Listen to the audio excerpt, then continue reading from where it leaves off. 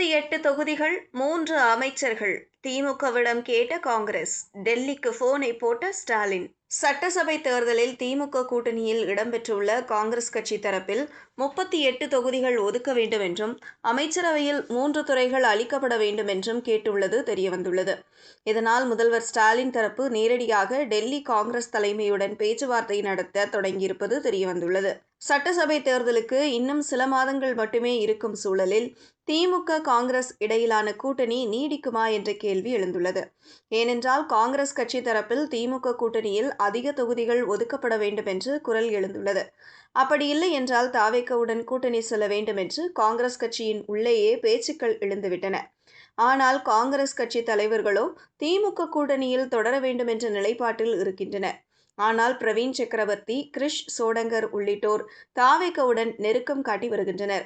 இந்த நிலையில் சில வாரங்களுக்கு முன்பாக காங்கிரஸ் தலைமை சார்பாக அமைக்கப்பட்ட பேச்சுவார்த்தை குழு முதல்வர் ஸ்டாலினை சந்தித்தது.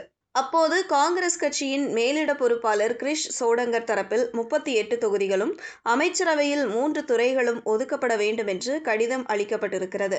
இதனை பார்த்துவிட்டு ஸ்டாலின் திமுக தரப்பில் பேச்சுவார்த்தை குழு அமைக்கப்படும் என்று பதிலளித்து அனுப்பி வைத்ததாக கூறப்படுகிறது.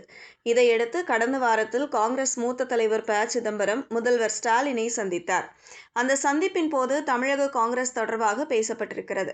அப்போது தொகுதி பங்கீடு தொடர்பாக காங்கிரஸ் தலைமைக்கு ஸ்டாலின் செய்தி அனுப்பியிருக்கிறார். இதன்பின் காங்கிரஸ் நிர்வாகிகளை அனுசரித்து போக அறிவுறுத்தப்பட்டுள்ளது.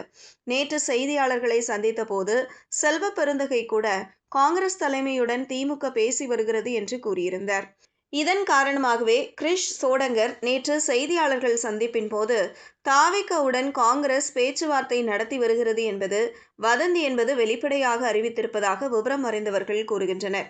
இதனால் காங்கிரஸ் கட்சிக்கு இன்னும் 28 முதல் 30 தொகுதிகள் வரை ஒதுக்கப்படலாம் என்று சொல்லப்படுகிறது. கடந்த தேர்தலில் 25 தொகுதிகளில் போட்டியிட்ட காங்கிரஸ் கட்சி 18 தொகுதிகளில் வென்றது. ஆனால் கோவை தெற்கு தொகுதியில் வானதி சீனிவாசன் வெல்வதற்கு காங்கிரஸ் வேட்பாளரே காரணம் என்றும் கூறப்பட்டது. இதனால் இம்முறை தொகுதி பங்கீட்டில் திமுக இறுக்கி பிடிக்கும் என்று தெரிகிறது.